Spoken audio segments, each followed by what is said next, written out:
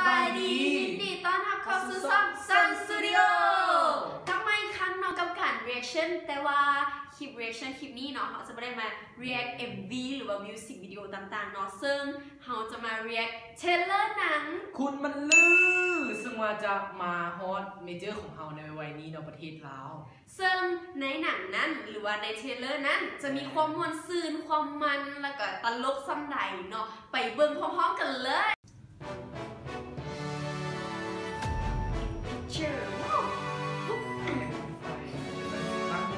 ข้าอยากให้ท่านขุนมะเลือไปทำธุระที่เมืองเชียงรายฉันหน่อยไปบ่อยนี่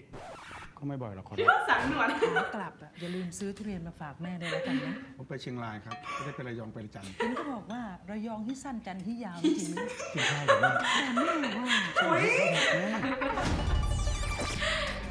อะไรคือเชียงรายเชียงรายมิชชั่นรูส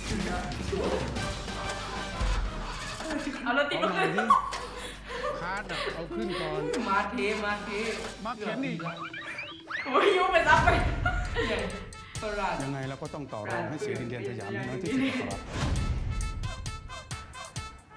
ผู้หญิงเชียงรายอะสวยนะอีมดว่าของกูมะเขาว่ากูไม่ตอบไปเลยไปยุโรปไปซื้อนะแล้วเคาะได้กี่เม็ดน่ะเขาเรียกเป็นตัวดีดไหมถ้าหลายตัวหน่อยมันก็ดีดเขาก็แจกด้วยกันขุนบรรลือพวกมึงไปจัดการมันซะขอรับยิ่ง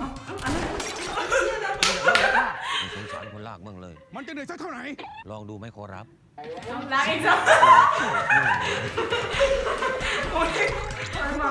งานเข้า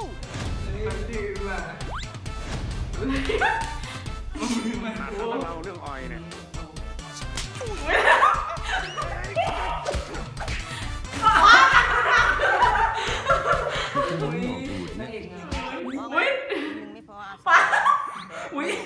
ยังโดนเหี้ยล้วนกูสิแต่กระตีนหมดเป็นอย่างงี้ไงหัวมันถึงเบื่อไม่มีใครเอามั้งเนี่ยถ้าไม่มีใครเอาผมเอาได้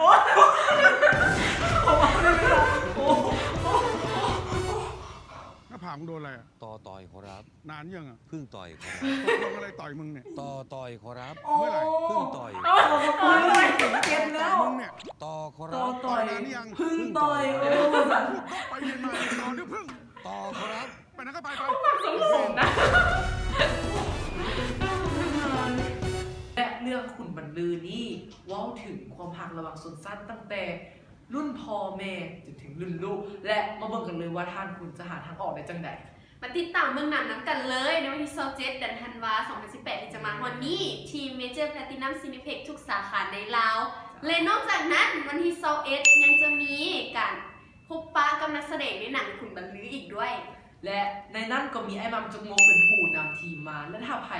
อยากเห็นนักแสดงขุนบรรลือหรือว่านักแสดงต่างๆห้ามพลาดเด็ดขาดย่ำที่21เดือนธันวาคมปี 2019 2018 เนาะก็ลงได้หนึ่งแล้วก็ที่ศูนย์การค้าวิกเตอร์เซ็นเตอร์เมเจอร์ชั้น 4เป็นเวลา 4 โมงเป็นต้นไปและสำหรับใครที่มาคลิปนี้อย่าลืมกดไลค์กดแชร์และกด subscribe ให้พวกเราเด้อและอย่าลืมมาพบกันที่วิกเตอร์เซ็นเตอร์ขอบใจ